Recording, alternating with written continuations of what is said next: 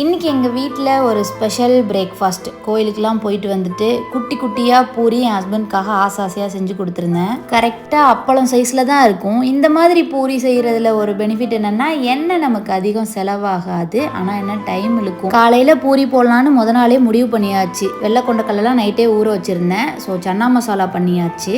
என் பையனுக்காக தான் குட்டி பூரி செஞ்சுட்டு இருந்தேன். என் ஹஸ்பண்டும் ஆசைப்பட்டு இப்போ அவங்களும் குட்டி பூரியே வேணும்னு கேட்குறாங்க. நல்லா பெருசாக மாவை தேய்ச்சிட்டு டிஃபன் பாக்ஸ் மூடியில் கட் பண்ணி போட்டு எடுத்துருவேன். அவ்வளோ ஒன்றும் கஷ்டம் கிடையாது, ஈஸி தான். இருந்தாலும் இவ்வளவும் எதுக்காக அப்படின்னா இப்படி சிரிக்கிறாங்கல்ல, இதை பார்க்குறதுக்காக தான். அண்ட் இன்றைக்கி சன்னா மசாலாவும் சூப்பராக வந்திருந்தது. அளவான காரம், ரெஸ்டாரண்ட் ஸ்டைலில் கொத்தமல்லிலாம் தூவி நல்ல சூடாக கொடுத்துருந்தேன்.